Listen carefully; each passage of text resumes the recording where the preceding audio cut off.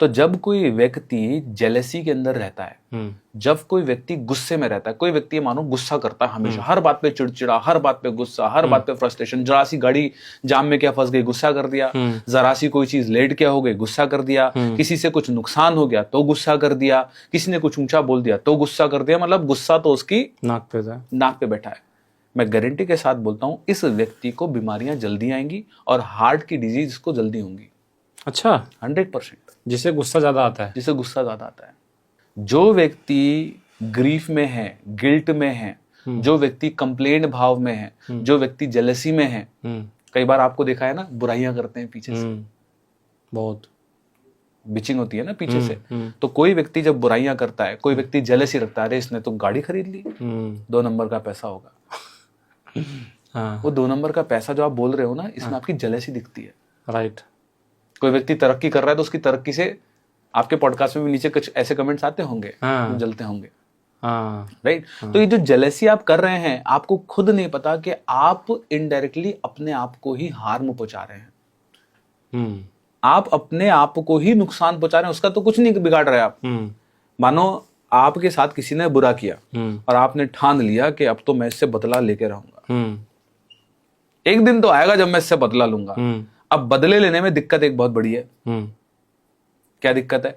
बदले लेने में दिक्कत यह है कि बदला लेने के लिए आपको उस व्यक्ति को अपने माइंड में याद रखना पड़ेगा, उस इवेंट को याद रखना पड़ेगा जिस इवेंट के लिए बदला लेना है। चाहे वो 1 साल बाद हो, 2 साल बाद हो, 3 साल बाद हो, 5 साल बाद हो, 10 साल बाद हो। 10 साल बाद भी इमेजिन करिए वो व्यक्ति, वो इंसिडेंस, वो नेगेटिव इवेंट आपके ब्रेन के अंदर बैठा है, नेगेटिव इमोशन जनरेट कर रहा है। उस व्यक्ति का तो 10 साल बाद आपने बिगाड़ा होगा, लेकिन इस 10 साल में आपने अपने शरीर का कितना बिगाड़ लिया आपको खुद नहीं अनुभव। तो जब हम हेल्दी बॉडी की बात करते हैं, जब हम हेल्दी माइंड की बात करते हैं, जब हम बात करते हैं हीलिंग की बात करते हैं, राइट, मैं गारंटी के साथ कहता हूं, गारंटी के आपके पॉडकास्ट पे कह रहा हूं, गारंटी के साथ, आपके शरीर से बढ़िया इस दुनिया में कोई मेडिसिन है ही नहीं। बचपन से ही जो कल्चर हम अपने घर के अंदर क्रिएट कर रहे हैं, ये हमारे आने वाले भविष्य को खा जाएगा।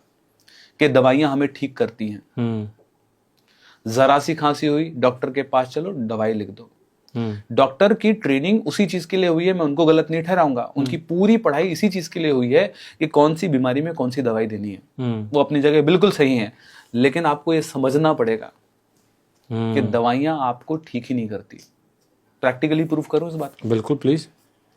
क्या कभी आपने देखा है कि कई बार डॉक्टर्स मूवीज के अंदर ऐसा बोलते हैं कि अब ना इन पे दवाइयां असर करना बंद कर दी हैं, अब इनको दवाइयों की नहीं दुआओं की जरूरत है, दुआओं की जरूरत है। ये जब वो कहता है ना इस पे दवाइयां काम करना बंद कर रही हैं, तो एक्चुअली पता है वो क्या कह रहा है? वो कह रहा है कि इसकी बॉडी ने सेल्फ हीलिंग बंद कर दी है। दवाइयां सपोर्ट कर सकती हैं जी, लेकिन शरीर जब तक स्वयं अपने आप को ठीक करने की क्षमता नहीं रखेगा, दवाइयां कुछ भी नहीं कर सकती। ओके। बॉडी सेल्फ हीलिंग, आपका जो इम्यून सिस्टम है